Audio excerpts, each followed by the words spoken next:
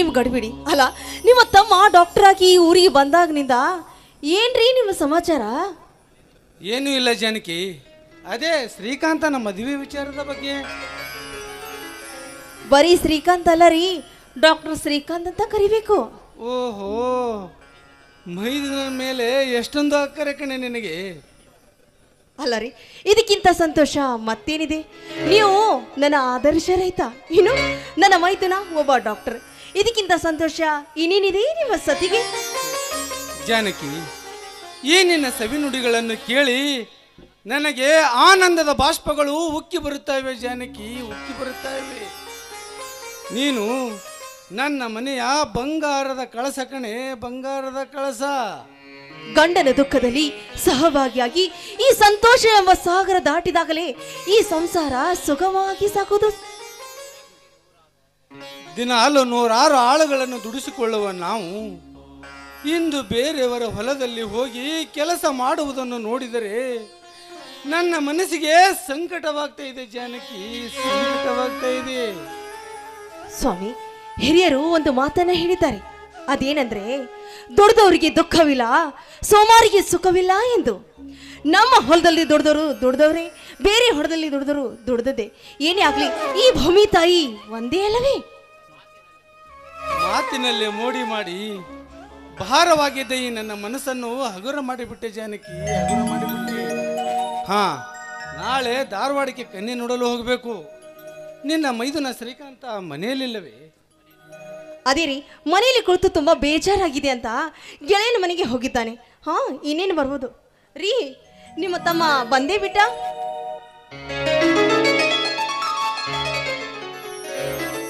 ಅಣ್ಣ, ಅತ್ತಿಗೆ ಏನೋ ಗಹನವಾದ ವಿಚಾರದಲ್ಲಿದ್ದೀರಲ್ಲ, ಏನಾಯ್ತು?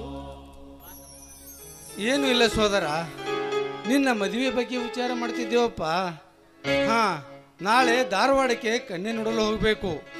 ನನ್ನ ಗೆಳೆಯನ ತಂಗಿ ಬ್ಯಾಂಕಿನಲ್ಲಿ ಕೆಲಸ ಮಾಡುತ್ತಿದ್ದಾಳೆ. ಸೋದರ, ನಾಳೆ ಹೋಗಿ ನೋಡ್ಕೊಂಡು ಬರೋಣಪ್ಪ. ಯಾಕಣ್ಣ ಇಷ್ಟು ಬೇಗ ಮದುವೆ? ನನಗೆ ಕೈ ತುಂಬ ಹಣ ಸಂಪಾದಿಸಿ ದೊಡ್ಡದೊಂದು ಆಸ್ಪತ್ರೆಯನ್ನ ಕಟ್ಟಿಸಿದ ನಂತರ ಮದುವೆ ಮಾಡಿಕೊಂಡರಾಯ್ತು ಬಿಡಿ. ಹಾಗಲ್ಲಪ್ಪ ಮೈದುನ, ನೋಡು, ದುಡ್ದು ಬಂದವನಿಗೆ ಮುಂಜಾನೆಯಿಂದ ಸಂಜೆವರೆಗೂ ದುಡ್ದು ಬಂದವನಿಗೆ ಹೆಂಡತಿ ಕೈಯಿಂದ ಬಿಸಿ ಬಿಸಿ ಕಾಫಿ ಕುಡಿದ್ರೆ ಮನಸ್ಸಿಗೆ ನೆಮ್ಮದಿಯಾಗೋದು. ಅದು ಅಲ್ಲದೆ ನೀನು ವಯಸ್ಸಿಗೆ ಬಂದಿರೋ ಹುಡುಗ, ನೀನು ಮದುವೆ ಮಾಡಿಕೊಳ್ಳೋದು ಒಳ್ಳೇದಪ್ಪ. ಶ್ರೀಕಾಂತ್, ನಿನ್ನ ಅತ್ತಿಗೆ ಹೇಳುವ ಮಾತು ನಿಜವಾಗಿದೆಯಪ್ಪ. ಮೊದಲು ನಿನಗೊಂದು ಮದುವೆ ಮಾಡಿದರೆ ನಮ್ಮ ಭಾರನು ಕಡಿಮೆ ಆಗುತ್ತೆ ಸೋದರ, ಕಡಿಮೆ ಆಗುತ್ತದೆ.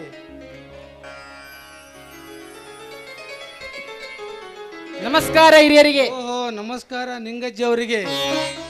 ಈ ನಿಮ್ಮ ಚಿಕ್ಕ ದಣಿಯರಿಗೆ ಸ್ವಲ್ಪ ತಿಳಿಸಿ ಬುದ್ಧಿ ಹೇಳಬಾರ್ದೆ? ಮದುವೆ ಬೇಡವಂತ ಹೇಳ್ತಿದ್ದಾನೆ. ಅಲ್ಲ ದಣಿ, ಕಲಿತವರಾದ ಡಾಕ್ಟರ್ ಸಾಹೇಬರಿಗೆ ನಾನು ಬುದ್ಧಿ ಹೇಳುವುದೇ? ಮೇಲಾಗಿಯೂ ನಾನು ನಿಮ್ಮ ಮನೆಯ ಕೆಲಸದವನು. ಯಾಕ್ರಿ ದಣಿ, ಮದುವೆ ಏಕೆ ಬೇಡ ಅನ್ನೋರಿ? ನಿಮಗೆ ಗೊತ್ತಿದೆಯಲ್ಲ ನಿಂಗಜ್ಜ, ನನ್ನ ಓದಿಗಾಗಿ ನನ್ನ ಅಣ್ಣ ಸಾಕಷ್ಟು ಆಸ್ತಿಯನ್ನು ಮಾಡಿದ್ದಾರೆ. ಅದನ್ನೆಲ್ಲ ತೀರಿಸಿದ ಮೇಲೆ ದೊಡ್ಡದೊಂದು ಆಸ್ಪತ್ರೆಯನ್ನು ಕಟ್ಟಿಸಿದ ನಂತರ ಮದುವೆ ಮಾಡಿಕೊಳ್ಳುತ್ತೇನೆ. ಹೌದು ಸ್ವಾಮಿ, ಈ ನನ್ನ ಮೈದನ ಹೇಳುತ್ತಿರುವುದು ಸತ್ಯವಾಗಿದೆ. ನನಗೂ ಈ ರಾಮಾಪುರದಲ್ಲಿ ಒಂದು ಆಸ್ಪತ್ರೆ ಕಟ್ಟಿಸ್ಬೇಕನ್ನೋ ಆಸೆ ಆಗಿದ್ದೀರಿ. ಅಲ್ಲ ಜಾನಕಿ, ಈಗ ಅಷ್ಟೊಂದು ಹಣ ಇಲ್ವಲ್ಲ ಜಾನಕಿ, ಹೇಗೆ ಮಾಡೋದು? ಅದಕ್ಕೆ ನಾನು ಹೇಳುವುದು, ಮೊದಲು ಹಣ ಸಂಪಾದಿಸಿ ಆಸ್ಪತ್ರೆಯನ್ನ ಕಟ್ಟಿಸಿದ ನಂತರ ಮದುವೆ ಮಾಡಿಕೊಂಡರಾಯ್ತು. ರೀ, ನನ್ನದೊಂದು ಉಪಾಯವಿದೆ. ಅದೇನು ಅಂದರೆ, ನನ್ನ ತವರು ಮನೆಯಲ್ಲಿ ನನ್ನ ಮದುವೆಗೆ 10 ತೊಲಿ ಬಂಗಾರ ಹಾಕಿದ್ದಾರಲ್ಲ, ಆ ಬಂಗಾರವನ್ನು ಬ್ಯಾಂಕ್ನಲ್ಲಿ ಒತ್ತಿ ಇಟ್ಟು ಆಸ್ಪತ್ರೆಯನ್ನು ಕಟ್ಸೋಣ ರೀ. ಏನಂತೀರಾ? ಬೇಡ ಅತ್ತಿಗೆ, ಬೇಡ. ತವರು ಮನೆಯವರು ನಿಮಗೆ ಪ್ರೀತಿಯಿಂದ ಕೊಟ್ಟಿರುವರು. ಬೇಕಾದರೆ ನನ್ನ ಗೆಳೆಯರ ಹತ್ತಿರ ಸಾಲ ತೆಗೆದುಕೊಂಡು ಬಂದು ಆಸ್ಪತ್ರೆಯನ್ನ ಕಟ್ಟಿಸುತ್ತೇನೆ. ನೋಡಪ್ಪ ಮೈದನ, ಹಾಗೆಲ್ಲ ಮಾತನಾಡಬೇಡ. ನೋಡು, ನಿನ್ನ ಭವಿಷ್ಯಕ್ಕಾಗಿ ಈ 10 ತೊಲೆ ಬಂಗಾರ ನಾನೇನು ಮಾಡಲಿ ತೆಗೆದುಕೊಂಡು. ನಿನ್ನ ಭವಿಷ್ಯಕ್ಕಾಗಿ ಈ ಬಂಗಾರ ನನಗೆ ದೊಡ್ಡದಲ್ಲಪ್ಪ, ದೊಡ್ಡದಲ್ಲ. ನೋಡು, ಅದು ಈ ಹಿರಿಯರು ಮಾಡುವ ಕರ್ತವ್ಯವಿದು. ಅದು ಅಲ್ಲದೆ ನಿಮ್ಮ ತಂದೆ ತಾಯಿ ಇದ್ರೆ ಈ ಕೆಲಸ ಮಾಡ್ತಿಲ್ಲವೇನೋ? ಒಟ್ಟಿನಲ್ಲಿ ಈ ರಾಮಾಪುರದಲ್ಲಿ ನಾವು ಆದರ್ಶ ರೈತರು. ಹೀಗಿರುವಾಗ ಬೇರೆಯವರ ಹತ್ರ ಹೋಗಿ ನಾವು ಹಣ ಬೇಡೋದಾ? ಬೇಡಪ್ಪ ಬೇಡ. ನೋಡು, ಈ ಬಂಗಾರವನ್ನು ತೆಗೆದುಕೊಂಡು ಹೋಗಿ ನೀನು ಆಸ್ಪತ್ರೆಯನ್ನ ಕಟ್ಸ್ಕೊ. ಹಾಗೆ ನಾವು ಧಾರವಾಡಕ್ಕೆ ಹೋಗಿ ಕನ್ಯೆಯನ್ನು ನೋಡ್ಕೊಂಡು ಬಂದು ಎಲ್ಲವನ್ನ ಸಿದ್ಧತೆ ಮಾಡಿ ಮುಗಿಸ್ಕೊಂಡು ಬರೋಣ. ಅಣ್ಣ, ನೀನಾದರೂ ಅತ್ತಿಗೆಗೆ ಹೇಳಬಾರದೆ? ಇದೆಲ್ಲ ಅವರಿಗೆ ಏಕೆ ತೊಂದರೆ? ಸೋದರ, ನೀನು ಯಾವುದಕ್ಕೂ ತಲೆ ಕೆಡಿಸ್ಕೊಳ್ಳಬೇಡ. ಈ ಬಂಗಾರವನ್ನು ತೆಗೆದುಕೊಂಡು ಹೋಗಿ ಬ್ಯಾಂಕಿನಲ್ಲಿ ಇಟ್ಟು ಹಣವನ್ನು ತೆಗೆದುಕೊಂಡು ಬಾ ಸೋದರ. ಮಹಾಭಾರತದಲ್ಲಿ ಆ ಕುಂತಿ ಪುತ್ರ ಕರ್ಣನು ತನ್ನ ತಾಯಿಯ ಮಾತಿಗೆ ಬೆಲೆ ಕೊಟ್ಟು ತನ್ನ ಕರ್ಣ ಕುಂಡಲವನ್ನೇ ದಾನ ಮಾಡಿದನು. ಆದ್ದರಿಂದ ಅವನ ಕೀರ್ತಿ ಸೂರ್ಯ ಚಂದ್ರರು ಇರುವವರೆಗೂ ಅಜರಮರವಾಗಿ ಉಳಿದಿದೆ ಈ ನಾಡಿನಲ್ಲಿ. ಆ ಕರ್ಣನನ್ನೇ ಮೀರಿಸಿ ಬಿಟ್ಟೆ ಅತ್ತಿಗೆಮ್ಮ ಈ ಕಲಿಯುಗದಲ್ಲಿ. ಮೈದೂರ, ನಿನಗೆ ಯಾವತ್ತು ಜಯವಾಗಬೇಕು ಅಪ್ಪ. ತೆಗೆದುಕೋ ಈ ಬಂಗಾರವನ್ನ. ಶ್ರೀಕಾಂತ್, ನೀನು ಬ್ಯಾಂಕಿಗೆ ಹೋಗಿ ಬಾ. ನಾನು ಜ್ಯೋತಿಷರ ಬಳಿ ಹೋಗಿ ನಿನ್ನ ಮುಹೂರ್ತದ ಬಗ್ಗೆ ವಿಚಾರಿಸ್ಕೊಂಡು ಬರ್ತೀನಪ್ಪ. ಆಯ್ತು ಅಣ್ಣ, ಹಾಗೆ ಆಗಲಿ. ಆಯ್ತು, ಹೋಗಿ ಬಾ ಸೋದರ. ಜಾನಕಿ, ನಾವು ಇಷ್ಟೊಂದು ಮಾತನಾಡುತ್ತಿದ್ದರು ಈ ನಿಂಗಜ್ಜ ಮಾತ್ರ ಹೀಗೆ ಬೆಪ್ಪನಾಗಿ ನಿಂತಿದ್ದಾನೆ. ಅಲ್ಲ ದಣಿ, ನಿಮ್ಮಂಥ ಹಿರಿಯರು ಮಾತನಾಡುವಾಗ ನಮ್ಮಂಥ ಕಿರಿಯರು ಮಾತನಾಡುವುದು ಸರಿಯೇ ದಣಿ. ಅಷ್ಟೇ ಅಲ್ಲದೆ ಜಾನಕಿ ಅಮ್ಮನವರು ಮಾಡಿದಾಗ ಸಾಮಾನ್ಯವಾದುದಲ್ಲ. ನಿಮ್ಮ ಮನೆಯ ಬಂಗಾರದ ಕಳಸವಿದ್ದ ಹಾಗೆ ನಿಮ್ಮಂಥವರ ಮನೆಯಲ್ಲಿ ದುಡಿಯುವುದು ನನ್ನ ಪುಣ್ಯ ದಣಿ, ನನ್ನ ಪುಣ್ಯ. ನಿಂಗಜ್ಜ ಮಾತಿನಲ್ಲಿ ಬಲು ಛತ್ರನು ನೆನಪ್ಪ.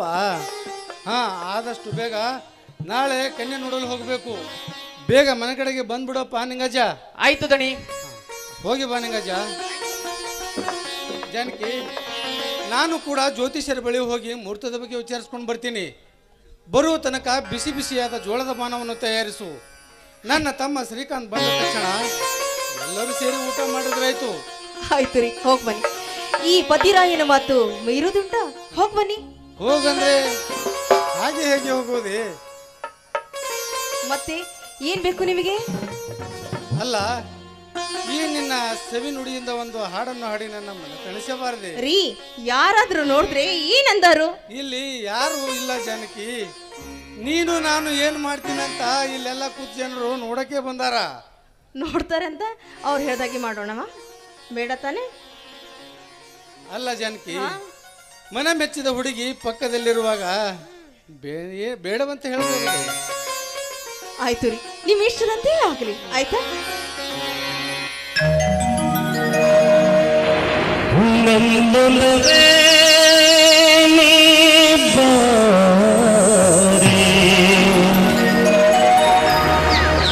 ನನ್ನ ಚೆಲುವೆ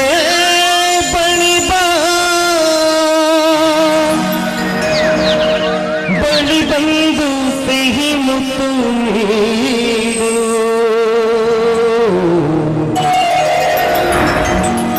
ಸಿಹಿ ಮುತ್ತಿನ ಕೌನಿಗೆ